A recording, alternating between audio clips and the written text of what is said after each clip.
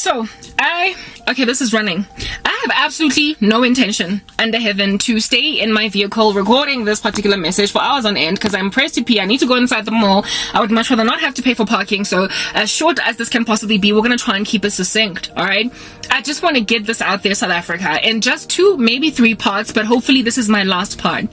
The thing, Nandi, I've been warning you. I'm grateful to the King of the Universe that he has made this story a high profile sort of like situation, in the sense that it's caught the ears of the whole nation. It's become a whole big rah-rah-roo-rah thing. The escape of this Oki happened already in May last year, but it's only recently that we're finding all these nuggets of information out. And I'm not really sure why it took so long for them. Maybe it's because it was discovered only recently that the dude is actually not dead, right? That's why it's kind of made the news the way that it's currently making the news right now. And thank God for Interpol. Thank God for what is this, the social media, just the ability to be able to recognize faces, the person who took the photos of this dude with his like Bonnie. Thank God that their eyes are open, that they're alert to what's going on. Otherwise, I personally would not have this as a nugget, frankly, to tie into prophecy everything that God has been showing me for years about the country. Nandi is not a victim. She is an accomplice, an associate of this mutiny. So we're not gonna just go on right ahead and call the woman in the equation silly. So not silly, yeah, just silly, like just some not unfeeling, but lacking in sentiency, just drag along. We can't just call the female in this equation a drag along, especially considering we're not dealing with some substandard human being here of a woman. We are dealing with a doctor. Yeah, you kind of have to get like some pretty good results in high school to be a doctor, and to pass medicine at university, you sort of kind of have to be really gifted, all right? And this chick is obviously on that tip. So no, this is not just some Dumbo. We cannot just say she was some love-struck woman. What took her senses away? What rocked her mind into insanity, guys? In lento. What happened? Where's I heading? Why would a doctor, and why would a doctor's father, perfectly happy family, literally pawn their daughter to a criminal, a prolific criminal? What kind of a woman? Guys, like, I have a thing about sexual abuse. I have a thing about men who have no regard for the dignity and virtue of women. I am so extremely antagonized to gender-based crimes that I literally gaze upon murderers with more favor than I do rapists. It's just so intrusive, and it is so disregarding of something so greatly protected and regarded as worthwhile to be kept sanctified in the sight of God, that I cannot for the life of me stand rape more than any other crime. Frankly, I'm not saying murder is great, but there is just something about rape that's so perverted that I can't deal. So for me, when I hear a person has gone to prison for murder, I'm like, oh snap, you killed a person. Wow, who does that? But when I hear of a person having raped a woman, I can't even comment. I just, like, my face, there is a look of disgust. So as a woman, I cannot for the life of me, even as a Christian, I would struggle to have a conversation with a convert to Christianity that has raped women before. I've got an exorbitant bias against men who violate the woman dignity. So I cannot, being in that position, understand a woman that roams these streets easily with a man that was able to rip clothes off from a woman and force himself into her. He even confessed. It's not like he was accused and then evidence boiled up against him until the dude was convicted, even though he did not plead guilty. He pleaded guilty. He confessed. He admitted to what he did. And this woman put this man in the presence of her 2 daughters, and she also roamed these streets with him. And for her, it was like Nyamtanda. I don't care. There are some men that just need to be left alone by women. And among them are, of course, murderers, but more than anything, rapists. A man that cannot accept know in that regard. I don't understand it. Guys, there are gangsters that would never rape a woman. Like, you need to understand. There are, like, in prisons, there are men who deliberately sodomize men who come to prison for rape to basically be like, oh, so you could do it to a woman, so I'm gonna do it to you. There are men who are hypocrites because they do all different kinds of other crimes, but one thing they would never do is force themselves into a woman. So a rapist for me is a different caliber of human being altogether, because there are murderers who would never rape. There are thieves who would never rape. There are fraudsters. You get my point. Like, name the crime. There is just something about rape. I don't know if you get where I'm coming from. And so as a woman, if you can walk these streets with a rapist and you keep saying to him, I love you, what are you doing? What are you doing? You are obviously under some kind of a satanic curse. You are in a trance. You are dead, girl. Or you're gone. You don't exist in that ecosystem. You are gone. You are lost in a spell. There is no way as a woman that you would gladly run these streets with, never mind a murderer or a fraudster, a criminal crime boss, a drug trafficker. But with a rapist, there is something twisted in a woman like that.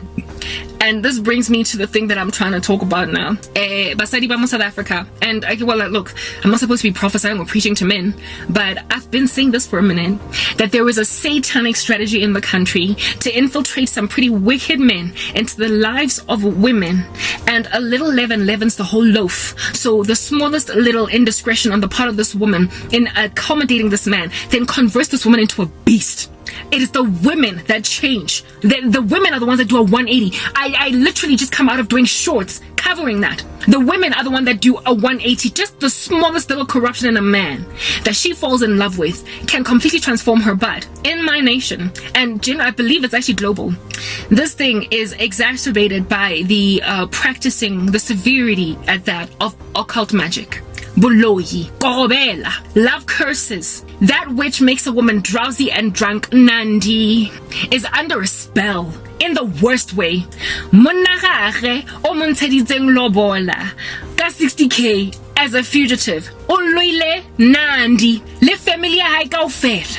Hore ntata teng a ska kgona ho reasona hantle for ngwana hae wa ngwanyana. Lo ngwana teng a ska kgona ho reasona hantle hore mara ke doctor ke tsang nna le an ex-convict. Thabo Bester is so incredibly handsome. I'm not going to take that away. And when I looked at Nandi and her insanity, all I could say in my heart was, I get it. I get how you got there. Because I know what a love spell feels like when you have small feelings for a guy. It does nothing if you find him disgusting, you're not attracted at all.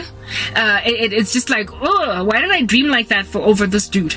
But where you already have some mild attraction to a guy, a love curse is dangerous, it is devious, and it is apocalyptic on the part of this female. I will tell you my own story. You go crazy, wahlanya. There was a guy that I used to work with at MTN, and I've spoken about him a lot in my videos. I've stopped long ago. And he was a Thabo Bester. This dude, I was attracted to him. I had a crush on him from very early on in my career at that particular organization. And so already the seed was there. It's not like he was able to just burst stuff up from nothing. And years later, thank God I got born again. Because yeah, if I didn't, what? I would have been 90. Years later, this dude cast love curses on me, and he was able to dangle me like a puppet on a string, because I didn't understand my dreams at the time. For years, rubbish like, no, but you're my husband, I don't see how you married another woman. There's no way that this is true, because God brought us together, and I know that that's true. And you know what that was based on? Ditoro, a flood of dreams that just put me in this guy's arms. It put me in his context. And because I could not understand my dreams at the time, thank God he protected me. I thought this was love. This was it. And the feelings, because I already had feelings for him, because I already had a crush, what a love spell does is it increases in you lust.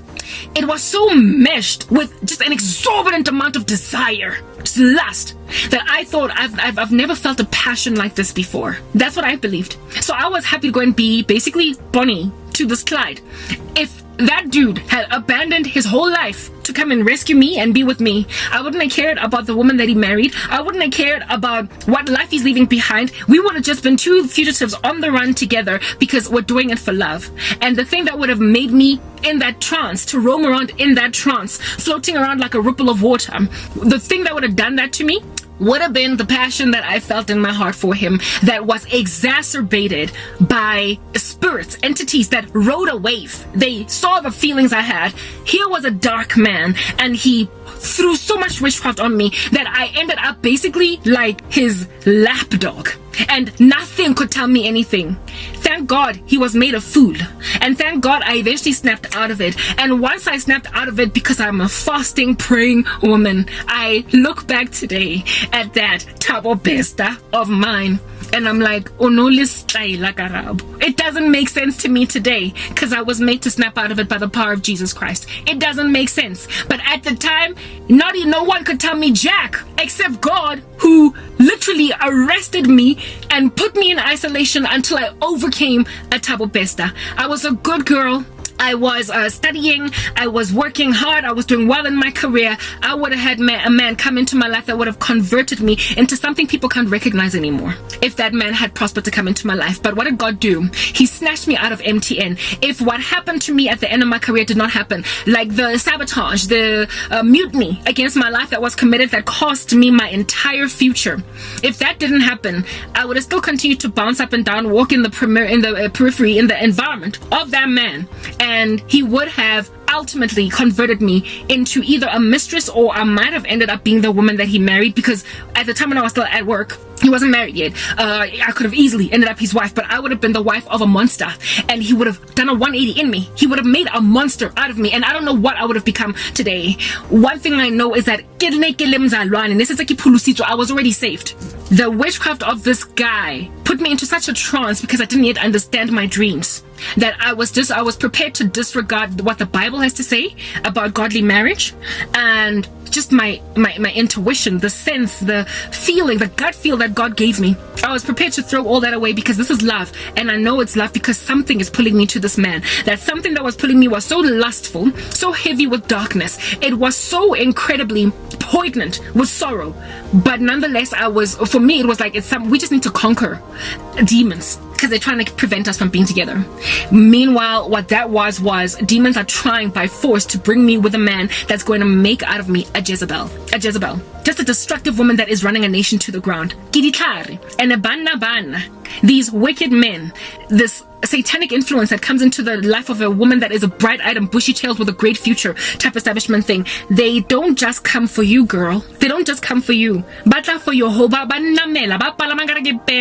in the 18th century with a carriage and all.